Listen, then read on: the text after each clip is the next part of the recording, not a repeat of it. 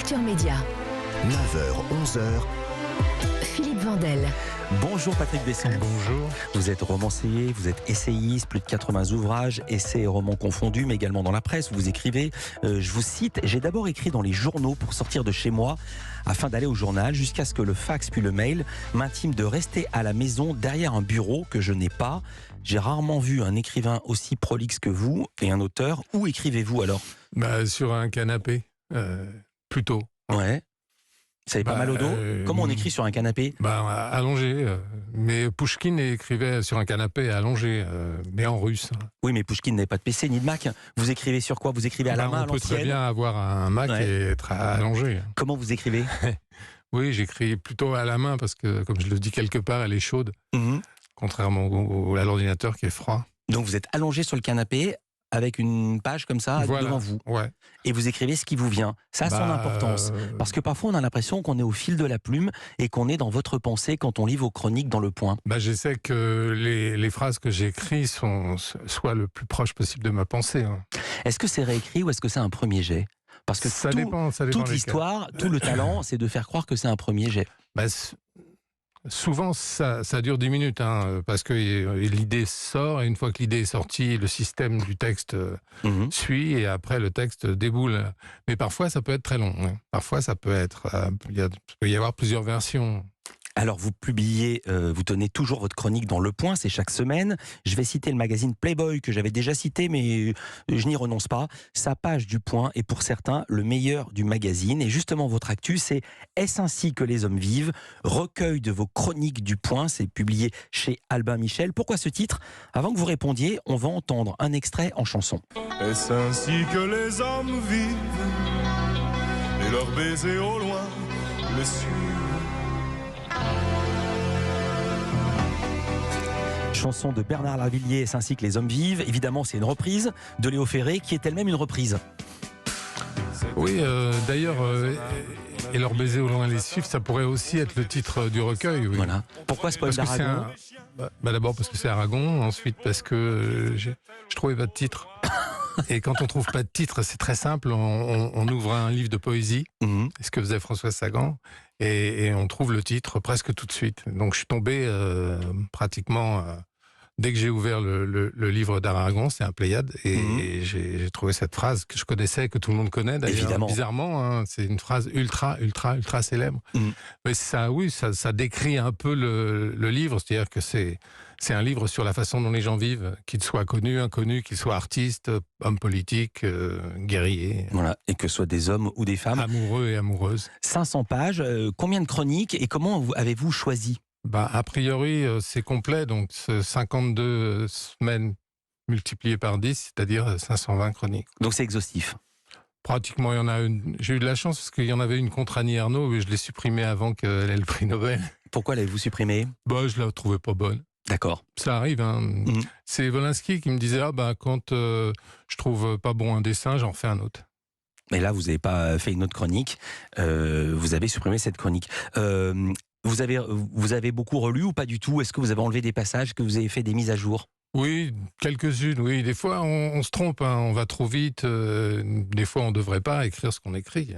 Par exemple, est-ce que vous avez Les intellectuels ont beaucoup de mal avec la critique et surtout l'autocritique. Ils ont l'impression que dès qu'une phrase est sortie de leur cerveau, elle est immuable et immortelle et inchangeable. Est-ce que vous avez fait attention aux prophéties ? On parlait avec Jean-Luc Lemoyne vous connaissez la phrase de Jacques Chirac sur les prévisions ? Non. Les prévisions sont difficiles, surtout quand elles concernent l'avenir.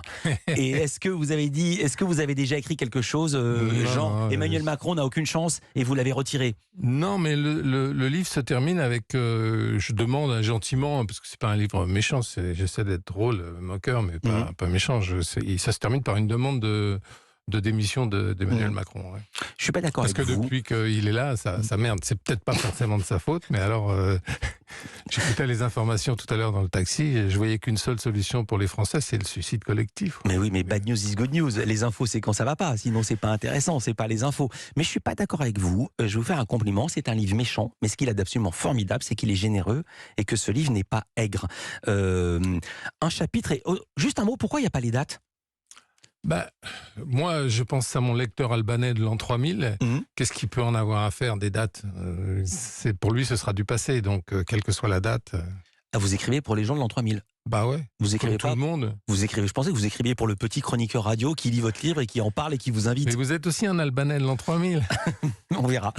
Culture Média continue. Patrick Besson est avec nous et sa verve avec. À tout de suite sur Europe 1. Il y a Philippe Vandel. En compagnie de Patrick Besson, l'écrivain qui signe un recueil de ses chroniques dans Le Point. 10 ans de chroniques dans Le Point. C'est presque une liste exhaustive. C'est publié par Albin Michel. Le titre « Est-ce ainsi que les hommes vivent ?» Il y a plusieurs chapitres, évidemment. Il y en a presque 500. Un chapitre est consacré, il s'appelle ainsi « Polémique du moment ».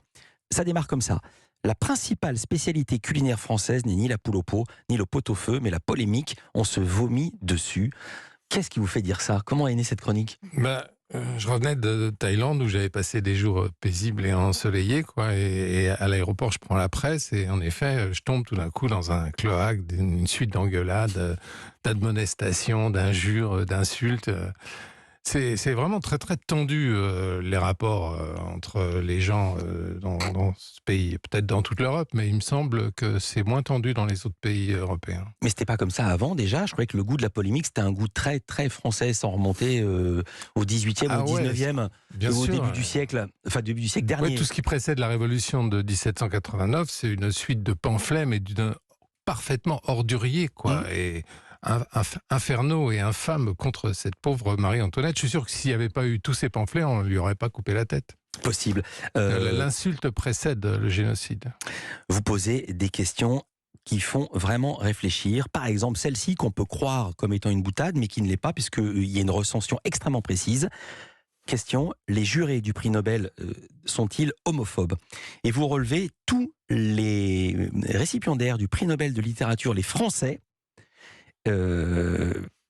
et il y a beaucoup de grands écrivains français qui étaient homosexuels, aucun n'a jamais eu le prix Nobel. Ouais, sauf Gide. Mais enfin bon, les Scandinaves lui ont pardonné parce qu'il s'est quand même donné la peine de faire un enfant. Ouais. Mais qu'est-ce que ça dit? Vous dites, les Français célébrés à Stockholm furent tous hétérosexuels, Modiano, Loclésio, Simon, Sartre, Camus, Mauriac, Martin Dugard. Oui, alors que Jean Genet, Jouandeau, Viollet-le-Duc, un certain nombre de... Proust, tout ça n'a pas eu le Nobel. Oui. Non, mais c'est un peu... Est-ce que ça veut dire quelque chose ou est-ce que c'est une boutade? Non, ça veut rien dire. Donc je me suis fait avoir. Non, mais j'ai pas une tendresse particulière pour le prix Nobel.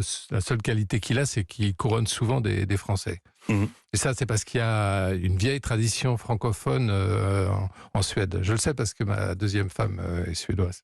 Enfin, était. Elle est toujours. Ouais, elle est toujours, mais c'est plus votre femme. Voilà, c'est une phrase difficile. C'est difficile à mettre en place. Difficile à dire. Ouais. Page 154, le chapitre c'est autocritique. Vous prenez la défense d'un roman. Ce roman s'appelle La mémoire de Clara. Et il est de vous. Ça commence comme ça. Vu le contenu de mon dernier roman, La mémoire de Clara, on a trouvé pour en parler dans Le Point qu'une seule personne, moi. Et puis vous ajoutez, dans un sens ça tombe bien, La mémoire de Clara est l'un des rares livres de la rentrée littéraire que j'ai réussi à lire jusqu'au bout. Oui, parce que j'aime beaucoup ce livre. C'est normal du fait que je l'ai écrit. Donc je l'ai écrit en quelque sorte à mon goût.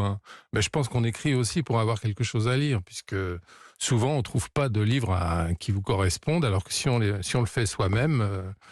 il nous correspond forcément, et donc c'est toujours un plaisir de lire un livre qui vous ressemble. Il vous arrive de relire vos livres? Ah oui, ça m'arrive quand j'ai rien à lire. Oui, à chaque fois je trouve ça, un peu mieux que la dernière fois. Ouais. Et vous remontez jusqu'à quelle époque?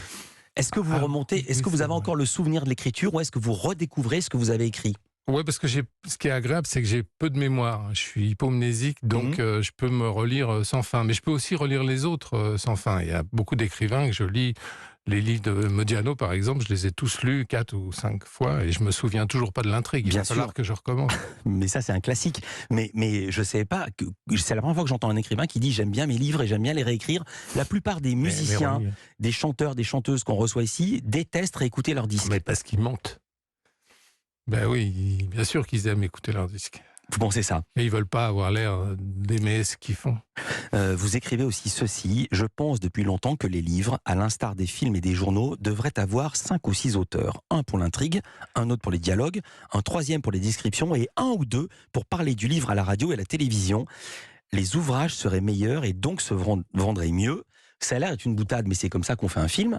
Jamais un film n'est fait tout seul. Il y a des scénaristes, il y a des producteurs, il y a des réalisateurs. On revoit, on refait le montage. L'un revoit le travail de l'autre. C'est pour ça que le cinéma est peut-être moins important que la littérature. On n'imagine pas Proust avec un type qui lui ferait les descriptions, par exemple. Mais il y a un écrivain qui s'appelait Maurice Druon qui a écrit et il avait fondé un atelier avec Edmond de Charleroux, José-André Lacour, Georges Kessel. C'est pas vrai. Et c'est comme ça qu'ils ont créé Les Rois Maudits. Mais l'atelier a disparu des rééditions successives. Donc Maurice Druon apparaît seul auteur, alors qu'en réalité, sur les premières éditions des Rois Maudits, vous avez le nom de tous les participants au texte. C'est incroyable ce que vous dites, parce que vous savez ce que c'est devenu, Les Rois Maudits. C'est devenu une série réalisée par Claude Barma, le papa de Catherine Barma, série qui a été vue par un auteur qui en a fait Game of Thrones, qui est maintenant la série peut-être la plus vue dans le monde. Et donc tout est parti d'un atelier d'écriture. Voilà. Incroyable. Mais ça n'a pas été normalement, souvent c'est pas du tout l'auteur du livre qui a écrit le livre, c'est son écrivain fantôme. On disait nègre avant, mais c'est The Ghostwriter. Ça existe encore. Mais il n'y a pas d'atelier pour faire un roman. Vous êtes un grand connaisseur du milieu de l'édition, Patrick Besson. Je savais évidemment qu'il y a des ghostwriters, mais je croyais que c'était que pour les essais, par exemple les livres d'hommes politiques ou une thèse, mais pas les romans. Il y a des romanciers qui font écrire leurs romans par quelqu'un d'autre. Ouais. Mais je ne balancerai pas. Je m'en doutais, mais c'est très très rare ou c'est courant? Non, c'est pas si courant que ça, mais il y a des gens, effectivement, on se demande quand ils ont pu écrire un roman alors qu'ils travaillent à la radio, qu'ils travaillent à la télévision, qu'ils font un reportage dans le monde entier et puis qu'ils sortent des livres régulièrement. Ouais. Vous connaissez le fantasme de Bernard Pivot? En général, les gens qui n'écrivent pas leurs livres disent qu'ils écrivent la nuit. Ouais. La nuit, personne ne regarde. Vous connaissez le fantasme de Bernard Pivot? Je peux le dire ici parce qu'il l'avait dit publiquement. C'était une interview de Paul Lussulitzer par PPDA. Quelqu'un qui n'a pas écrit un livre interrogé par quelqu'un qui ne l'a pas lu. Voilà, c'était ma petite... Ce que disait la femme polonaise de Paul Lussulitzer, qui avait une petite idée de la littérature, elle dit c'est bizarre, pour un écrivain, je le vois jamais écrire. On n'est jamais trahi que par les siens. Vous restez avec nous, Patrick Besson, on marque une pause. On va parler de musique avec Stéphanie Loire. A tout de suite dans Culture.